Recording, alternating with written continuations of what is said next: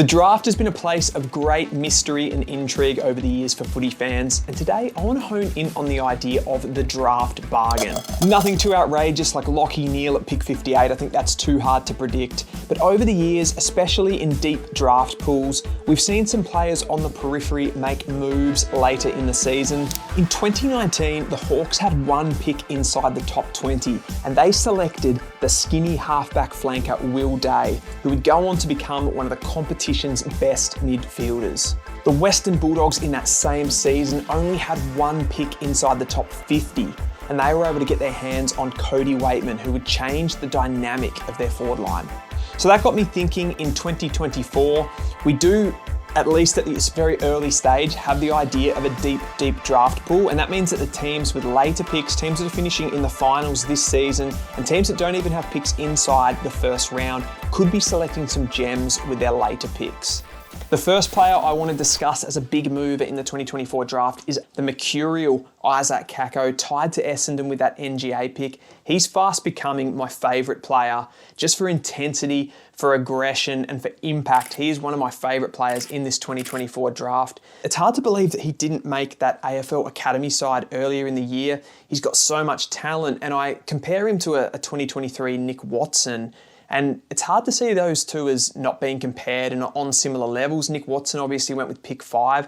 And Kako, I haven't seen him really talked about in that top 10 conversation as yet. He's 175 centimetres, so he is on the smaller side, but I guess he's average for a small forward type player, but he has got that ability to go into the midfield, and 175 centimetres is a little bit smaller for that type of player. What he's been able to do though, stepping up from the Calder Cannons under-18 side to the Vic Metro side, is the most thing that I want to tap into here. In the Coates Talent League, he's kicked 15 goals, 23 in 9 matches. So just let that sink in for a second. That's 4 scoring shots per game. He's been able to do that while averaging around 20 touches playing in the midfield. He's then stepped up into this Vic Metro side and he's really led. He's been in the top 2 to 3 players in every match. Pure forward, so lower productivity. He's averaged around that sort of between 10 and 15 touches across the championships. But the impact, game 1, 11 disposals and 7 score involvements. So more than 50% of his touches are turning into scores. Game 2, 18 disposals, 9 score involvements. So the 50% rate there.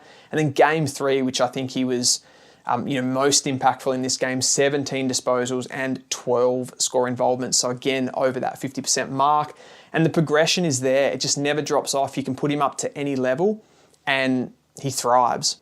I think the area of his game that he's really worked on this season is that pace, that power through the core, the ability to break tackles. He's got that natural speed, and then having that sort of that power, that kind of, it looks like he's really tapped into that sort of fast twitch part of his game. He hits the ball at pace. He's able to pick it up low below his knees, emerge from the pack and just kick clutch goals. I love his work rate too, his ability to get up the ground and an impact on the transition and sort of the slower plays. He's able to recycle the ball. And he's kicking inside 50. It was probably the first thing that grabbed me. It reminded me a little bit of a Brian Myers, that nice, just short, sharp kicking inside forward 50 to hit the uncontested marks. I've got him as playing like somewhere between a Tom Papley and a Cody Waitman at this point. He's got more of an ability to go through the midfield and accumulate than a Cody Waitman. Similar to a Tom Papley where he can go into a centre clearance or a forward 50 clearance and emerge with the ball, but I think down the track he could emerge as a genuine midfielder, someone that can go in and get his 30 touches a game. The negatives for Kako, there aren't many, but I think maybe his height could hold him back a little bit as a midfielder. He doesn't really have any aerial ability that, say, a Cody Waitman does as well. He's more doing everything below his knees, but a super mercurial player. I think he's really the ultimate modern player, a forward 50 contest winner. They are absolutely caviar in the AFL at the moment, and I can't help but think I'm going to be watching this guy kick 50 plus goals as a small forward / mid for the next 10 years. Number 2 is barely a secret anymore. Murphy Reid is the big game player in this year's draft crop. Was looking between a 20 and 30 pick. I think he's going to be somewhere between 10 and 20 now, but one of those top teams on the ladder could still pick this guy up with their first pick. In 2023, I want to take you back to the grand final, the Eastern Rangers versus Sandringham Dragons grand final of 2023. Eastern Rangers were coming hard to win that game, and Murphy Reid steadied to kick 2 beautiful goals for the Sandringham Dragons and put the game back on their terms as a bottom major. He's been able to do that again here, stepping up from the Sandringham Dragons to the Vic Metro team, playing with a midfield, the likes of Levi Ashcroft, Josh Smiley and Jagger Smith, and being able to step above those players and be Vic Metro's best player across the 3 games. He's averaging 26 disposals, playing as that 4th mid, half-forward type player. Against South Australia in the most recent game, he had 31 disposals and 3 goals in shorter games of footy, these under-18 games, just to keep in mind. He's been their best player, as I said, and something inevitable about Murphy Reid, something intangible about the way he plays. He's so cerebral. He's so good at navigating congestion at stoppages. He's so good at finding space and being able to hit targets when there seems to be so much pressure. I think everyone can relate to having that player that they've played with in footy over the years where they just seem to have so much more time than the next player on the field. He's been compared a lot to Steele Sidebottom. Another one that I would say he's a bit like is Jack Sinclair. And I think the future for Murphy Reid, he's someone that can impact really early on for an AFL club. I think I see shades of Harry Sheasel with Murphy Reid, a forward of centre midfielder in under-18s, someone that could probably slot into half-back and just, he's got that control in his game where he can get the ball across half-back, hit up targets. I don't think he'll be overwhelmed by stepping up to that AFL level as well.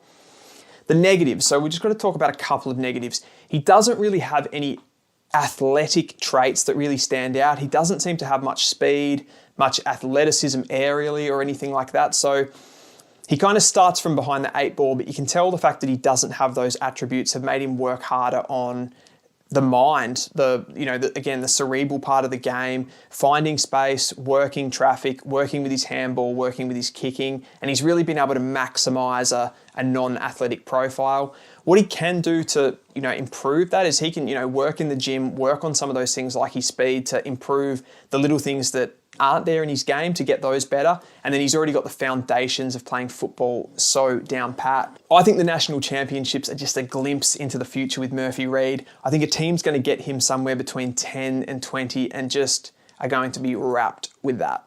Next up is the effervescent Beau Allen, who he's not pulling up any trees from a statistical point of view, but he is passing the eye test with flying colours, this guy. He's a 190 centimetre midfielder and he is running away from players at the clearance at times. In the Waffle Colts this season for Peel Thunder, he's averaging 21 disposals and 6 tackles, kind of showing that defensive foundation that he has to his game. He's a real competitor in there. So when he doesn't have the ball, he's always working really hard to lay tackles for his team. For Western Australia, he's stepped up and more shown glimpses than anything, but in his second game for WA, he had 19 disposals, kicked 2 goals, and had 10 score involvements to go with that. So a really well-rounded game. But it's been more about the moments for Beau Allen, watching him do things like win a clearance, run away from players, hit up a kick inside 50.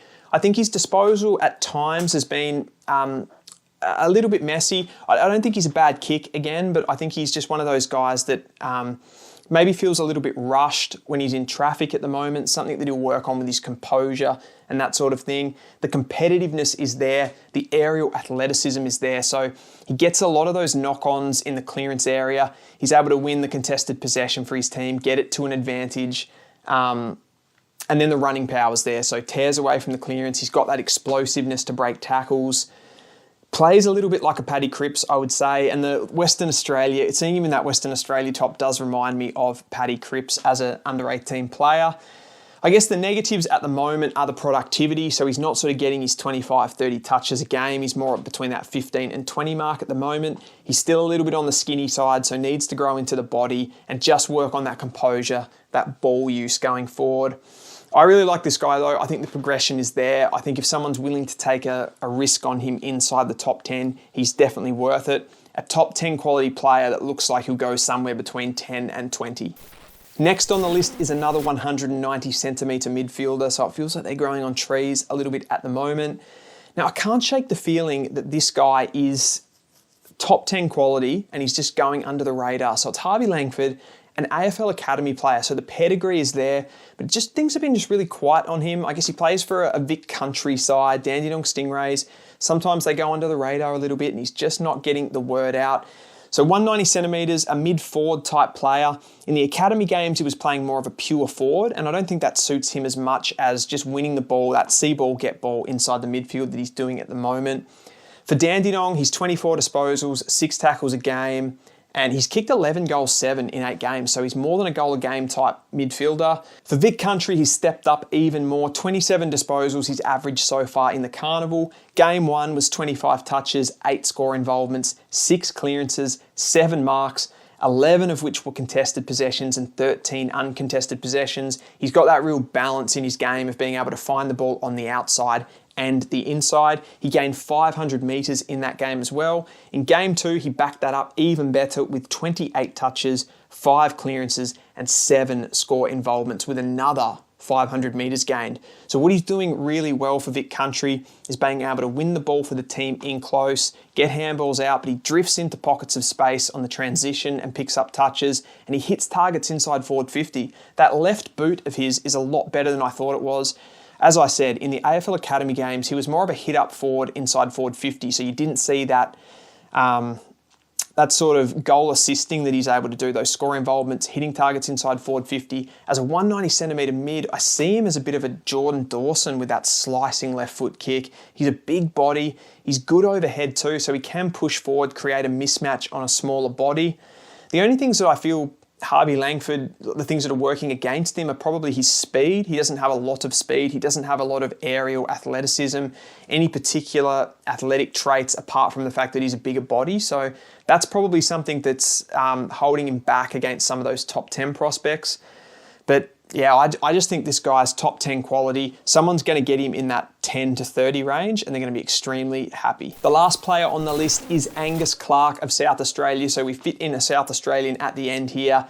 I'm loving this guy. He's 188 centimetres, so he's a really good size. Kind of a running halfback, but he's really good in the air as well, so he can intercept for you. He's averaging 18 disposals for Glenelg in the SANFL under-18s, 6 marks, so that kind of shows his aerial ability.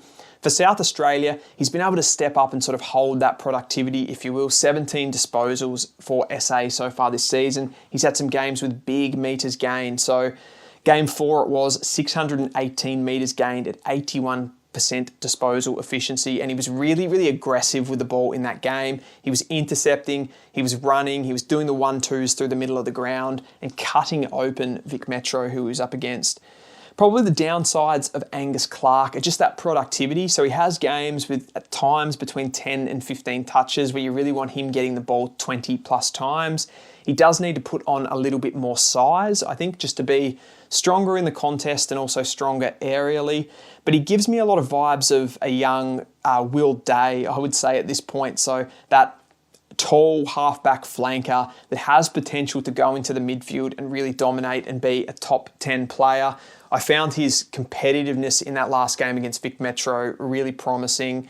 Another player I would compare him to is maybe like a Bailey Dale, sort of that running halfback, good pace, good running ability to get up the ground and also hit targets as well, but still having that competitiveness. So he's not just looking for cheapies out the back. He does really work hard for the team and he tackles as well. Here's a couple of clips of Will Day just to give you the idea of what I'm talking about.